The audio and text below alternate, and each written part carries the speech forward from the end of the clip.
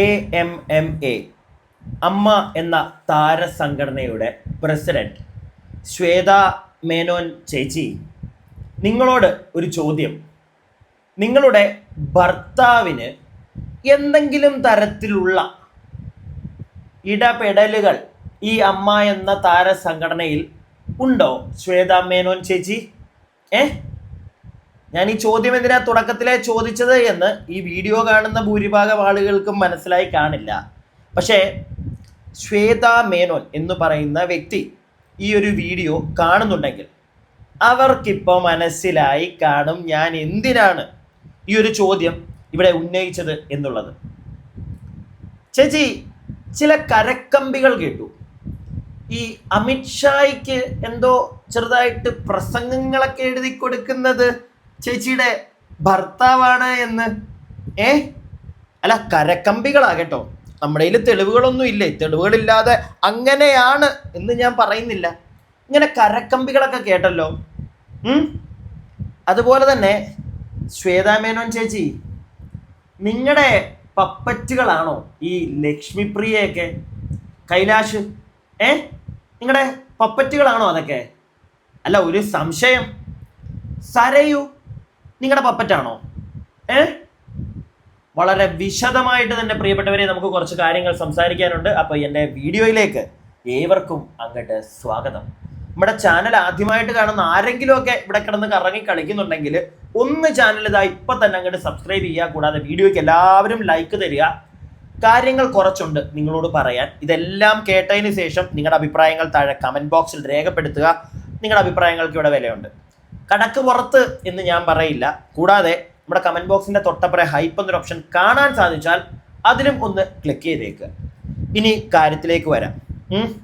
ലക്ഷ്മിപ്രിയ രാവിലെ മാധ്യമങ്ങളെ കണ്ട് വലിയ രീതിയിൽ കാര്യങ്ങളൊക്കെ പറയുന്നത് നിങ്ങളെല്ലാവരും കേട്ട് കാണും. ഭൂരിഭാഗം ആളുകളും ലക്ഷ്മിപ്രിയ ചേച്ചിയുടെ വർത്താനം കേട്ടപ്പോഴത്തേക്ക് അയ്യോ ചേച്ചി പറയുന്നതിനകത്ത് സത്യമുണ്ടല്ലോ, ചേച്ചിയാണോ ശരി എന്നും പറഞ്ഞ് അപ്പുറത്തോട്ട് ചാടാൻ നിൽക്കുന്നവരായിരിക്കും. നിങ്ങളെ കുറ്റം പറഞ്ഞിട്ട് കാര്യമില്ല പ്രിയപ്പെട്ടവരെ. പക്ഷേ ലക്ഷ്മിപ്രിയ പറഞ്ഞ ഒരുപാട് കാര്യങ്ങളിൽ തിരിച്ച് എനിക്ക് ചോദ്യം ചോദിക്കാനുണ്ട്. അതിലെ ഒന്നാമത്തെ ചോദ്യം, 1.5 മണിക്കൂർ അൻസിബേനെ പോലീസ് സ്റ്റേഷനിൽ ഇരുത്തിയിട്ടുണ്ട്. 1 മണിക്കൂർ 17 മിനിറ്റ് 23 സെക്കൻഡ് ഇരുത്തിയതിനുള്ള തെളിവ്, ഡിജിറ്റൽ തെളിവ് എൻ്റെ ഉണ്ടെന്നൊക്കെയാണ് ലക്ഷ്മിപ്രിയ ചേച്ചി പറയുന്നത്. ചേച്ചി എന്ത് ഡിജിറ്റൽ തെളിവാ ചേച്ചി? അല്ല, പോലീസിൽ സമർപ്പിച്ചാൽ മതി, അവിടെ ഹാജരാക്കിയാൽ മതി. പക്ഷെ എന്നാലും ഒരു കാര്യം ചോദിക്കട്ടെ, നിങ്ങൾ പറയുന്ന ഈ തൃപ്പൂണിത്തറ പോലീസ് സ്റ്റേഷനിൽ CCTV ഇല്ല. ഓക്കെ, നിങ്ങൾ ഈ പറയുന്ന ദിവസം ആ സ്റ്റേഷനിലെത്തിയത് 11:30 മണിക്കാണ്. അൻസിബ ഏകദേശം 10:45 ആ പോലീസ് സ്റ്റേഷനിൽ എത്തിയിട്ടുണ്ട്. അപ്പം തന്നെ നിങ്ങൾ ഏകദേശം ഒരു 3/4 മണിക്കൂർ 1 മണിക്കൂർ അൻസിബയ്ക്ക് പോസ്റ്റ് കൊടുത്തു. അതിനുശേഷവും നിങ്ങൾ അവളെ അവിടെ ഇരുത്തി. പോട്ടെ, 1 മണിക്കൂറേ ഉള്ളൂ നിങ്ങൾ പറയുന്നുണ്ടല്ലേ. എന്താണ് 1 മണിക്കൂർ 17 മിനിറ്റ് അല്ലേ? അല്ല ലക്ഷ്മിപ്രിയ ചേച്ചി, നിങ്ങൾ തന്നെ നിങ്ങളുടെ കുഴി തോണ്ടിയെന്നേ ഞാൻ പറയുള്ളൂ. ഈ 1 മണിക്കൂർ 17 മിനിറ്റ് അൻസിബയെ അവിടെ പിടിച്ചു ഇരുത്താൻ ആ പെൺകുട്ടിക്ക് നേരത്തെ പേപ്പർ വല്ലതും കൊടുത്തിട്ടുണ്ടോ? ഉണ്ടോ? ചോദ്യം ചെയ്യാനായിട്ടുള്ള കൊടുത്തിട്ടുണ്ടോ? ഇല്ലല്ലോ. സ്വയം കുഴി തോണ്ടിയിരിക്കുകയാണ്. നമുക്ക് എന്തായാലും കാര്യങ്ങളൊക്കെ വിശദമായിട്ട് സംസാരിക്കാം. ആദ്യമേ നമ്മുടെ ബുദ്ധി മതിയായിട്ടുള്ള ലക്ഷ്മി ചേച്ചി പറയുന്നത് തന്നെ കേൾക്കാം. അവിടുന്ന് നമുക്ക് തുടങ്ങാം. ശ്വേത ചേച്ചിയെ വിട്ട് കളയരുത് കേട്ടോ. അവിടെ ഇരിക്കട്ടെ ചേച്ചി, വഴിയേ പറയാ. അപ്പൊ ഇത് കേട്ടോ. എന്താണ് നമ്മളുടെ അടുത്തുള്ള തെളിവുകളും കാര്യങ്ങളും ഒക്കെ നമ്മൾ കൊടുക്കും. ഇപ്പം ഇവർ പല രീതിയിലും തെളിവുകൾ ശേഖരിച്ചിട്ടുണ്ടായിരുന്നു. ഇങ്ങനൊരു കംപ്ലൈൻറ്റിന് പോകുന്നതിന് മുമ്പ് അവിടെ CCTV വിഷ്വൽസ് അവൈലബിൾ ആണോ, ഇങ്ങനെയുള്ള കുറേ കാര്യങ്ങളൊക്കെ അന്വേഷിച്ചിട്ടാണ്. ഇതൊരു പ്ലാൻഡ് മൂവ്മെൻ്റ് ആണല്ലോ. അപ്പം അങ്ങനെ കേസ് കൊടുത്തത്. അപ്പം നമ്മളുടെ അടുത്ത് വ്യക്തമായിട്ട് അവിടെ എത്ര സമയം സ്പെൻഡ് ചെയ്തിട്ടുണ്ട് എന്നും എല്ലാമുള്ള ഡിജിറ്റൽ, അവിടെ എന്ത് നടന്നു എന്നുള്ളതിൻ്റെ ഡിജിറ്റൽ എവിഡൻസ് എൻ്റെ അടുത്തുണ്ട്. അത് ഞാൻ ഫുള്ള് ഇന്ന് കൈമാറും.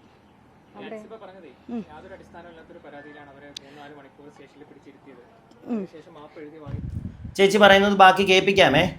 എവിടുത്തെ CCTV വിഷ്വലിന്റെ കാര്യമോ ചേച്ചി പറയുന്നത്? തൃപ്പൂണിത്തറ പോലീസ് സ്റ്റേഷനിലെയോ? അല്ല, അത് അൻസിബ അന്വേഷിച്ചപ്പോഴത്തേക്ക് ഇല്ല എന്നാണല്ലോ കേട്ടത്. നമുക്ക് കുറച്ച് ആളുകളൊക്കെ കുറച്ച് കാര്യങ്ങൾ പറഞ്ഞു തരും ചേച്ചി, മനസ്സിലായോ? അങ്ങനെ നമ്മൾ അറിഞ്ഞതാ. ചേച്ചി ആര് പറഞ്ഞിട്ടാ ചേച്ചി ചേച്ചി ഈ ഒരു കളി കളിക്കുന്നത്? ഏ ഒരു ഫോട്ടോ എന്തോ ഞാൻ കണ്ടു ചേച്ചി എന്ന് അൻസിബ മെസ്സേജ് അയച്ചതിനാണോ കുടുംബത്തിൽ മറ്റേ പ്രശ്നം ഉണ്ടായെന്നൊക്കെ പറയുന്നത്? പിന്നെ ചേച്ചിയെ ഭർത്താവ് കൈവച്ചോ ഇല്ലയോ എന്നൊക്കെ ഒരുപാട് ആളുകൾക്ക് സംശയം കാണും. എനിക്കും അറിയാൻ സാധിച്ചത് കൈയൊക്കെ വെച്ചിട്ടുണ്ട്, പക്ഷെ അത് അൻസിബ അയച്ച മെസ്സേജിൻ്റെ പുറത്തല്ല. ആണോ ലക്ഷ്മി പ്രിയ ചേച്ചി? അല്ല, വേറെ ഒരു കാര്യത്തിൻ്റെ പുറത്താണ്. വേളക്കാറിയായിരുന്നാളും നീയൻ മോകപള്ളി. കൂടുതലൊന്നും ഞാൻ വിശദീകരിക്കുന്നില്ല. ലക്ഷ്മി ചേച്ചി കണ്ട ചേച്ചിക്ക് മനസ്സിലായി കാണും അല്ലേ?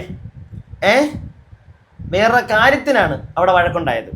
അത് പിന്നെ അൻസിബയുടെ നെഞ്ചത്തോട്ട് അങ്ങ് വെച്ച് കൊടുത്തു. പിന്നെ വേറൊരു കോമഡി എന്താന്ന് വെച്ച് കഴിഞ്ഞാൽ, ഡിസംബറിലെങ്ങാണ്ടാണ് അൻസിബ ഈ ഒരു ഫോട്ടോ എൻ്റെ ഒരു ഫ്രണ്ട്, പ്രോപ്പറായിട്ട് ഞാൻ പറഞ്ഞുതരാം, എൻ്റെ ഒരു RJ സുഹൃത്ത് കണ്ടല്ലോ ചേച്ചി ഇങ്ങനെ ഒരു ഫോട്ടോ, എന്താ ചേച്ചി എന്ന് ചോദിക്കുന്നു. ഓക്കെ, അത് കഴിഞ്ഞ് അൻസിബയും ലക്ഷ്മിപ്രിയയും പല കാര്യങ്ങളിൽ ഇടപഴകിയിട്ടുണ്ട്.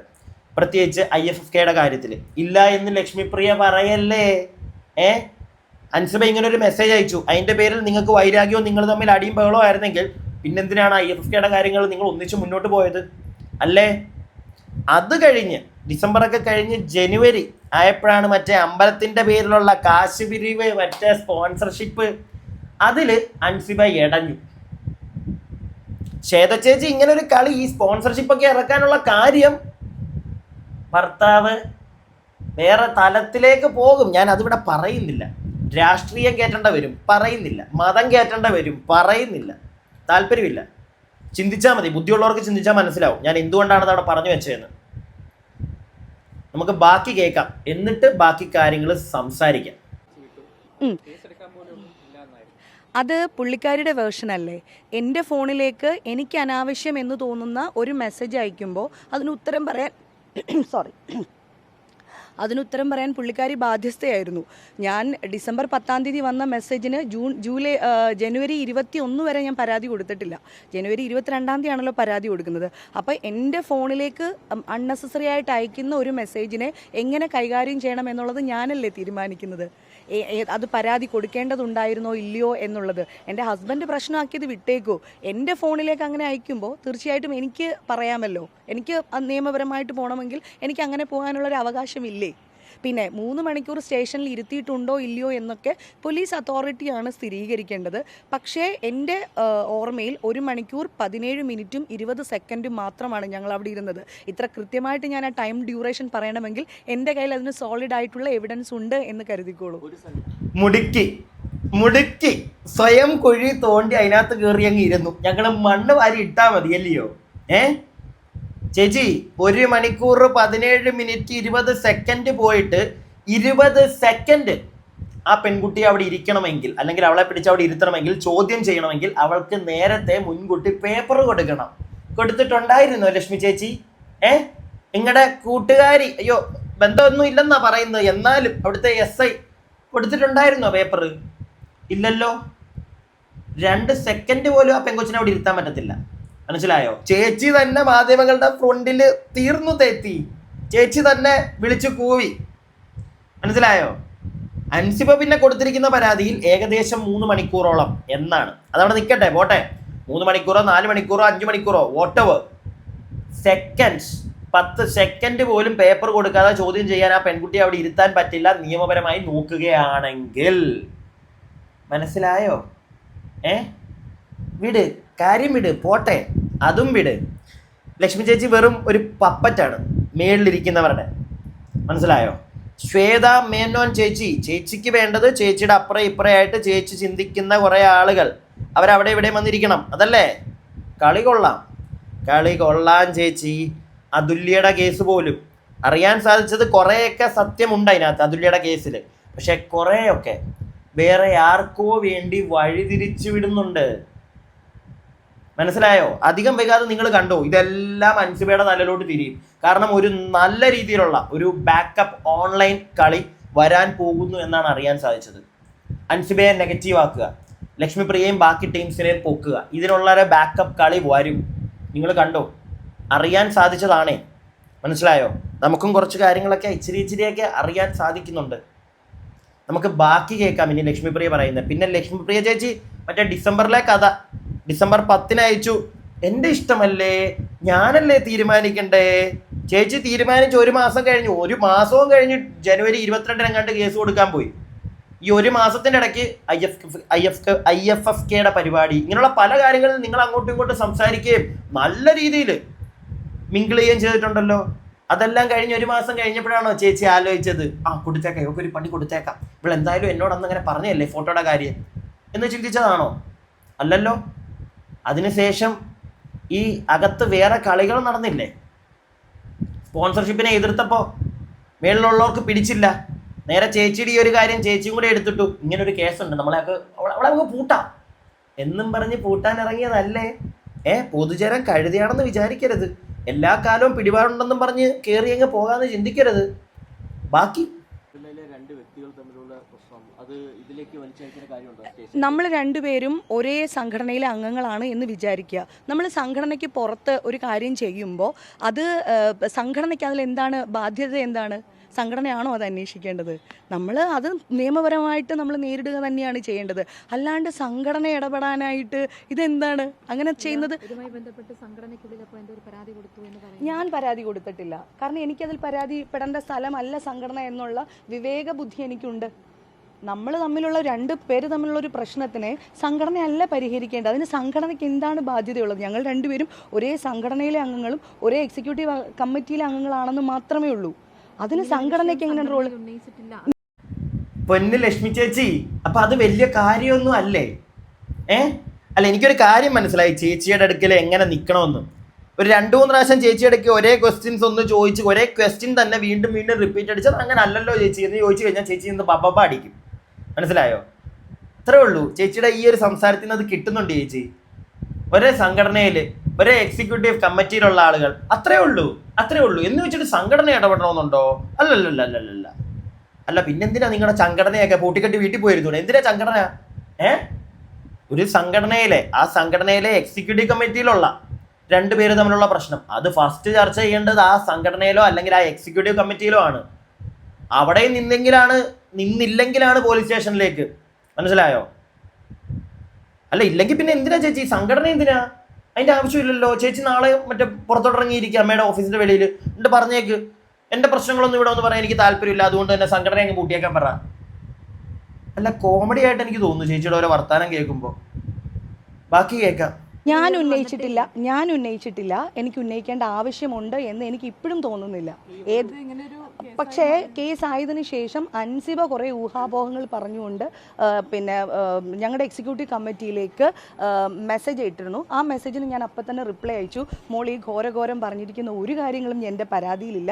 4 വരിയിലേ എൻ്റെ പരാതിയുള്ളൂ. ഈ പറഞ്ഞ വിഷയങ്ങളുമായിട്ട് യാതൊരു ബന്ധവും ഇല്ല എന്ന് ഞാൻ അന്ന് തന്നെ പറഞ്ഞിട്ടുണ്ടായിരുന്നു. അത് ഞാനല്ലല്ലോ പറയണ്ടേ. എൻ്റെ ശരി എനിക്കറിയാം. ഞാൻ നാളിതുവരെ പോയിരിക്കുന്നത് എൻ്റെ ശരിയിലൂടെ മാത്രമാണ്. എൻ്റെ പിന്നിൽ ആരുമില്ല. എനിക്ക് പ്രത്യേകമായൊരു അജണ്ടയുമില്ല. എനിക്ക് ഇപ്പോഴും അൻസിബ ഹസൻ എന്ന് പറയുന്ന വ്യക്തിയോട് യാതൊരു വിധത്തിലുള്ള വ്യക്തി വൈരാഗ്യങ്ങളുമില്ല. അതിൻ്റെ കാരണം പിന്നെ ഡിസംബർ 10-ാം തീയതി ഇങ്ങനൊരു മെസ്സേജ് അയച്ചിട്ട് പോലും ഡിസംബർ 14-ാം തീയതി തിരുവനന്തപുരത്ത് ഞാൻ ആ മോളെ കണ്ട സമയത്ത് ആ മോൾക്ക് ഞാൻ വാങ്ങിച്ചു വെച്ചിരുന്ന ഗിഫ്റ്റ് വരെ കൊണ്ടു കൊടുത്തിട്ടുണ്ട്. അപ്പോഴും ഞാൻ ഇതിൻ്റെ കാര്യം ചോദിക്കണം, മോൻ എന്താ അങ്ങനെ ഒരു മെസ്സേജ് അയച്ചത്, അതിൻ്റെ മറുപടി പറയൂ എന്ന് ഞാൻ പറയുന്നുണ്ട്. അപ്പം എൻ്റെ റൂമിലേക്ക് വന്ന് പറയാമെന്ന് പറഞ്ഞിട്ടില്ല. പല അവസരങ്ങളിലും ഞാനത് ചോദിച്ചു, അതിന് മറുപടി പറഞ്ഞിട്ടില്ല. അപ്പം എനിക്ക് ഇപ്പോഴും അതിന് മുൻപും അതിന് ശേഷവും ഒക്കെയുള്ള ചാറ്റ് കണ്ടാൽ തന്നെ നിങ്ങൾക്ക് മനസ്സിലാവും എന്നോട് വ്യക്തിവൈരാഗ്യം ഉണ്ടാകേണ്ട വിധത്തിൽ ആ കുട്ടിയോ ഞാനോ അങ്ങോട്ടും ഇങ്ങോട്ടും പെരുമാറിയിട്ടില്ല. അതായത് ഇങ്ങനൊരു മെസ്സേജ് അയച്ചത് എന്നെ ഒരുപാട് ഹേർട്ട് ചെയ്തു. എനിക്ക് ഒരുപാട് ബുദ്ധിമുട്ടുകൾ ഉണ്ടായി. അതുകൊണ്ട് മാത്രമാണ് ഞാൻ പരാതി കൊടുത്തത്.